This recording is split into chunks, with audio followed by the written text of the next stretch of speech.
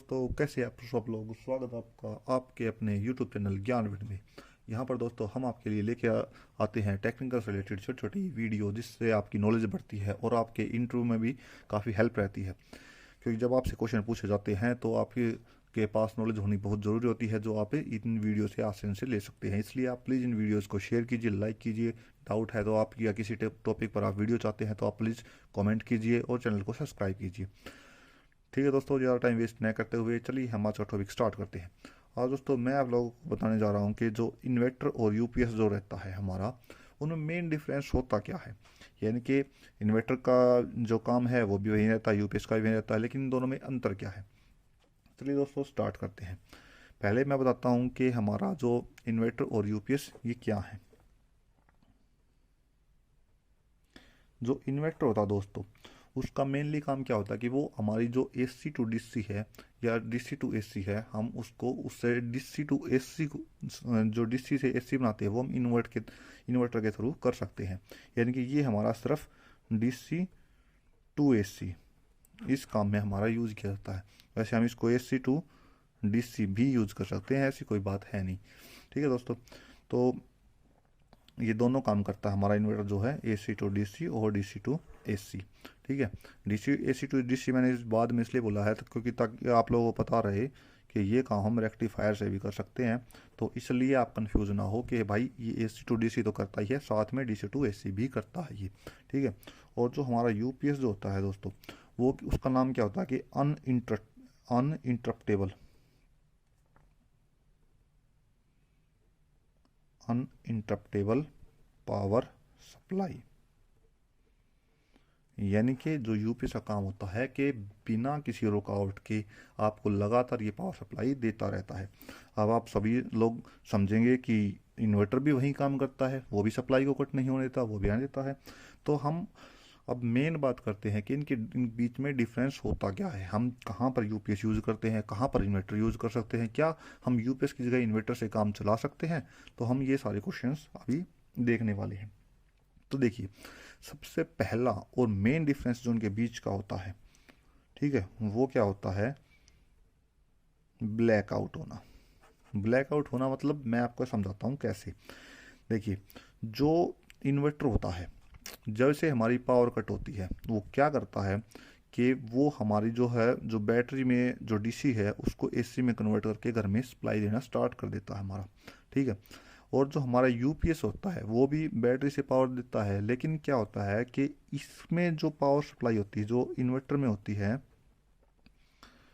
उसमें change over होने में टाइम लगता है। ठीक है, इसमें क्या लगता है, ज़्यादा टाइम लगता है कि चेंज ओवर होने में, जबकि यूपीएस जो होता है उसको क्विकली, ठीक है, उसको क्विकली क्या करता है कि वो तुरंत उसको उठाएगा और चेंज आपको घर में स्टार्ट कर देगा। ठीक है, जैसे कि हम बोल रहे हैं, तो जैसे सप्लाई कट होगी तो क्या होगा कि यूपीएस उससे भी जल्दी हमारा जो है ब्लैकआउट यानी कि एकदम से अंधेरा हो जाता है, तो उस अंधेरा होने से बचाता है। यानी कि जो इन्वर्टर है उसको समय लगता है ये जानने में कि लाइट चली गई है और आपको सप्लाई देता है, और यूपीएस क्या होता है कि उसको जल्दी पता लगता हो, उसका चेंज ओवर है वो जल्दी हो जाता है। ठीक है, अब मैं आपको बताता हूँ कि इसके पीछे का कॉन्सेप्ट क्या है कि ये ऐसा क्यों होता है। देखिए, मान लीजिए कि मैं बात कर रहा हूँ सबसे पहले एक यूपीएस की।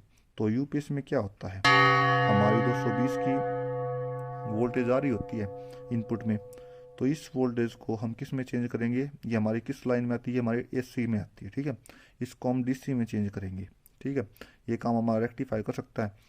अब उसके बाद क्या होगा कि हम इसको वापस डीसी टू एसी चेंज करेंगे और यहाँ से हम इसका आउटपुट ले लेंगे, लेकिन बीच में क्या लगाएंगे, इसमें बैटरीज।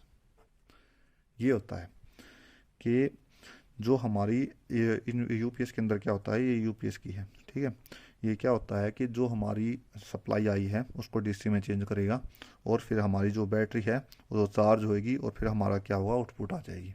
ठीक है, लेकिन जो हमारा इन्वर्टर होता है उसमें क्या होता है,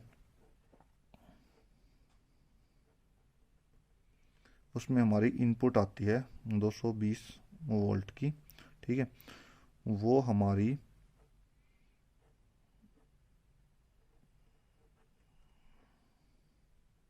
DC टू AC आउटपुट।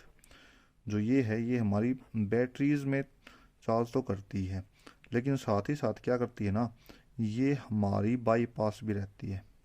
ठीक है, ये हमारा क्या है, बाईपास। मतलब क्या होता है, देखिए मैं बताता हूँ कि जो हमारी सप्लाई आई है वो हमारी बैटरी को चार्ज करेगी, लेकिन जब तक हमारी पीछे सप्लाई कट नहीं होगी तब तक ये हमारी डायरेक्ट सप्लाई ही हमारी यहाँ से आउटपुट आगे हमारे होम्स के जो इक्विपमेंट है, जो उपकरण हैं, उनमें जाती रहेगी। ठीक है, तो जैसे ही हमारी सप्लाई कट होगी वैसे ही क्या होगा, हमारी जो बैटरी है इनसे सप्लाई स्टार्ट हो जाएगी। ये काम होता है हमारा इन्वर्टर करता है। लेकिन यूपीएस क्या करता है, ये सीधा बैटरी से ही कनेक्ट रहता है, इसको मेन सप्लाई से कोई लेना देना नहीं रहता है।